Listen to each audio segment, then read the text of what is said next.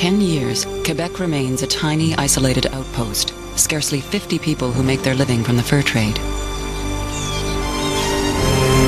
There is only one family of settlers, Louis Hébert, his wife Marie Rollat, and their 3 children. But Champlain has much bigger ideas. He realizes there is more to Canada than fur. So to attract investors and more settlers, he draws up a glowing account of its potential.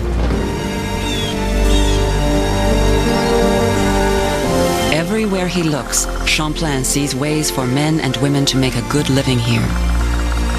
Wood from the mighty forests, minerals from the soil, fertile land for crops, inexhaustible supplies of fish from the rivers, lakes, and oceans.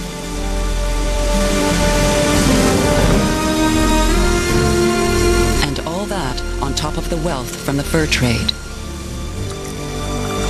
The traffic and trade in furs is not to be scorned. Marten, beaver, fox, lynx, moose and deer robes are commodities from which one can derive at present more than 400,000 livres.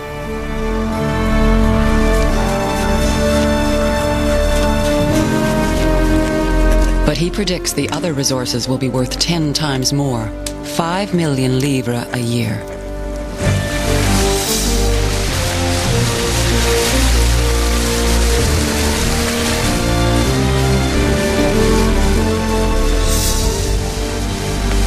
Samuel de Champlain crosses the Atlantic 20 times to promote his plan for a full-fledged colony.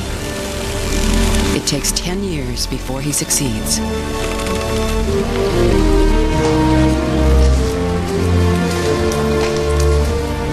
But eventually, he catches the ear of one of the most powerful men in the kingdom, the Cardinal and Duke de Richelieu.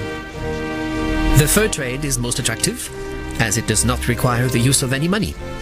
All it requires are goods such as holsters, scissors, knives, needles, fobs, hatbands, or any other kind of dry goods. Richelieu recruits 100 investors at 3,000 livres apiece. This is the Company of 100 Associates. Champlain becomes the Cardinal's personal lieutenant.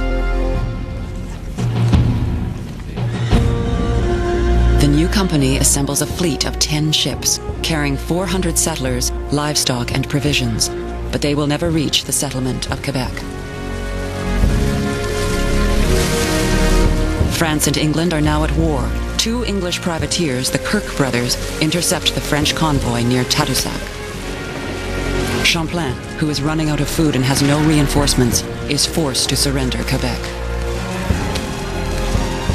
Louis Kirk landed some 150 armed men and proceeded to take possession of the settlement.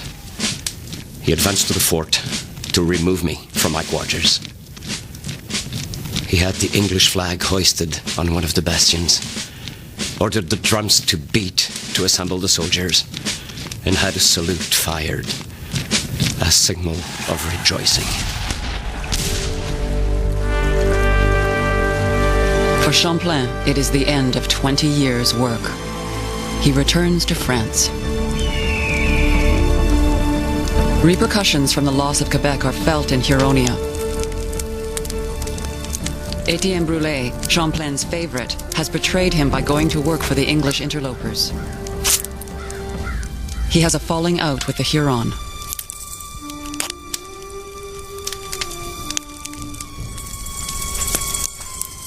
They torture Brûlé to death.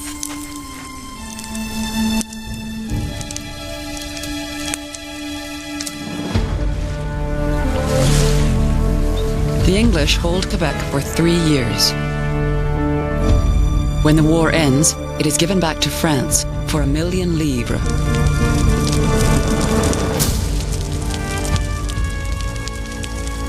But before they leave, the Kirks destroy everything.